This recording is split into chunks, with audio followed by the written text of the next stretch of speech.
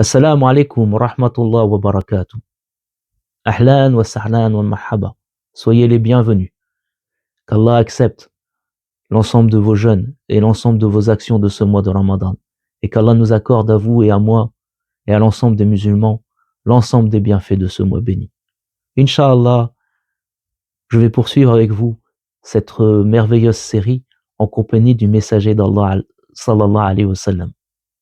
Et j'ai l'honneur de vous présenter un moment de vie, un moment d'échange, une sagesse qui eut lieu entre notre mère Salama radiyallahu ta'ala anha et notre prophète Muhammad sallallahu alayhi wa sallam. Cette sagesse va marquer le monde musulman et l'histoire des musulmans. Et donc, pour bien la comprendre, Inch'Allah, je vais me permettre de la contextualiser.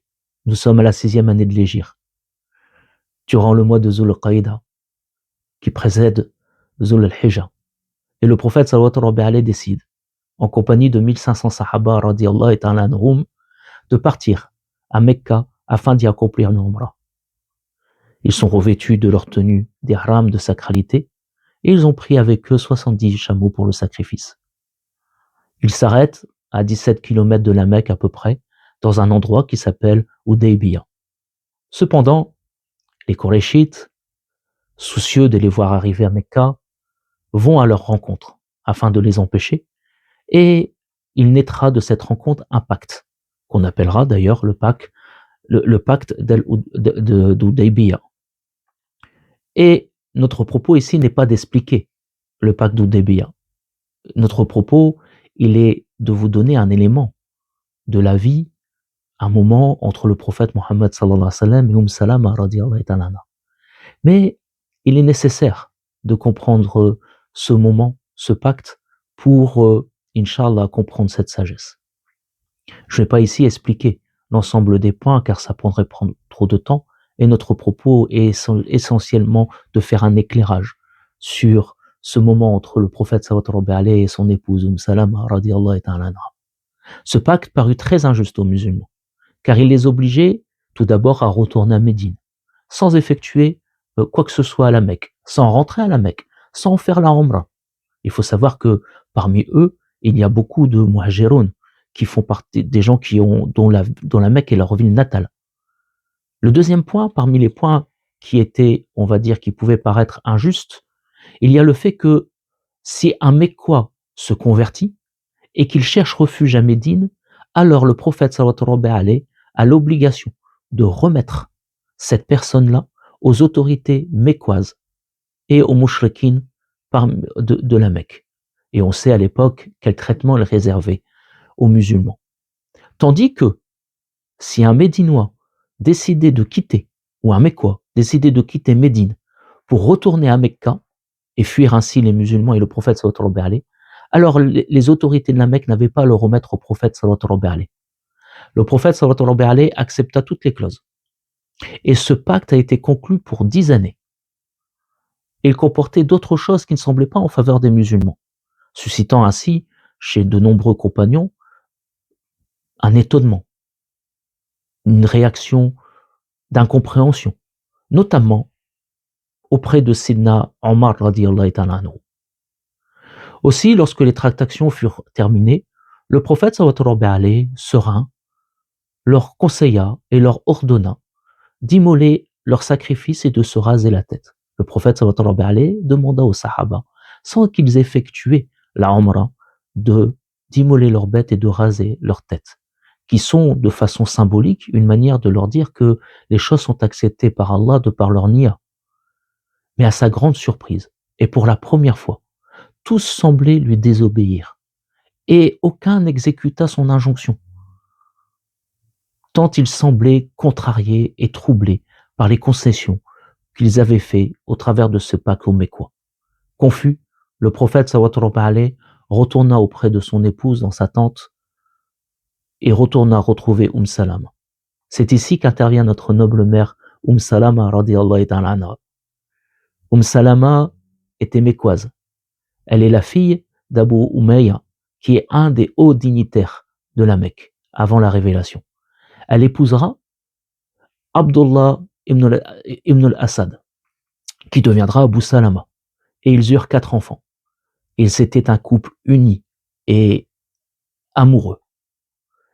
Ils furent parmi les premiers convertis. Et face aux terribles persécutions que subissaient les musulmans des premiers temps à la Mecque, ils décidèrent de partir en Abyssinie avec le groupe qui immigra là-bas.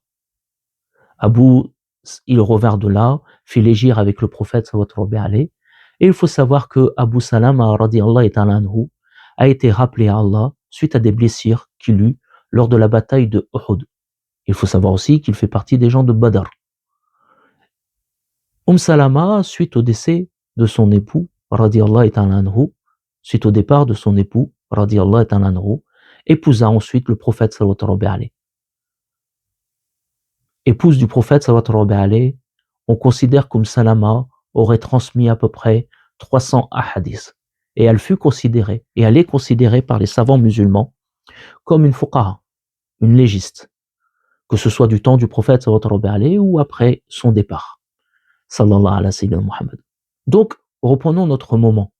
Le prophète sallallahu alayhi est confus. Il rentre dans sa tente auprès d'elle pour lui expliquer et prendre conseil auprès d'elle. Et sachez que ceci n'est pas une exception chez le messager d'Allah sallallahu alayhi wa sallam. Que ce soit avec Salama ou avec d'autres de ses épouses, parmi les sahabiyat, le prophète sallallahu alayhi avait l'habitude de les consulter, de discuter avec elles. Notre mère Salama lui conseilla de ressortir auprès des sahaba et d'effectuer son sacrifice devant eux sans dire un mot. Salama comprit. Elle comprit que les sahaba n'étaient ni désobéissants, ni rebelles, mais qu'ils étaient simplement si troublés qu'ils n'entendaient pas. Et Salama, avec toute sa sagesse, comprit cela. Et elle sut qu'en utilisant le langage corporel et en voyant le prophète faire les choses, sallallahu alayhi wa sallam, alors ses compagnons le suivraient, Inch'Allah. Faut-il que je vous rappelle que notre prophète sallallahu alayhi nous a dit « Priez comme vous m'avez vu prier ». Le corps est aussi un instrument de communication. Et Salama va s'en saisir, de par le fait qu'ils sont trop saisis pour entendre le prophète sallallahu alayhi wa sallam. Elle dit alors au messager d'Allah sallallahu alayhi wa sallam « Ya Rasulullah, sors vers eux et ne leur adresse pas la parole, tant que tu n'as pas immolé ta bête et tant que tu n'as pas coupé tes cheveux. » Sinna al-Nabi sallallahu alayhi wa sallam appliqua alors les conseils bienveillants de son épouse. Et aussitôt qu'ils le virent, les compagnons furent pris d'un profond remords et abandonnèrent toute défiance et se mirent tous à sacrifier à leur tour leur bête et à se raser la tête les uns et les autres. Et ils repartirent ensemble à Médine. Et il faut savoir, mais cela c'est une autre histoire, que ce pacte en vérité qui paraît si injuste, c'est au niveau des yeux de la sagesse humaine. Au niveau de la sagesse divine, Sayyidina al-Nabi sallallahu alayhi a vu loin. Et certainement ce pacte est une des clés de la réussite, de l'ouverture, de la prise de Mecca et de l'ouverture de l'islam dans l'ensemble de la péninsule arabe. Salam alaikum wa rahmatullah wa barakatuh. Inch'Allah, n'oubliez pas, peu avant l'iftar, de passer quelques minutes, Inch'Allah, à invoquer notre Seigneur. Et qu'Allah vous exauce et qu'Allah vous accorde l'ensemble des bienfaits de ce mois béni. Salam alaikum wa rahmatullah wa barakatuh.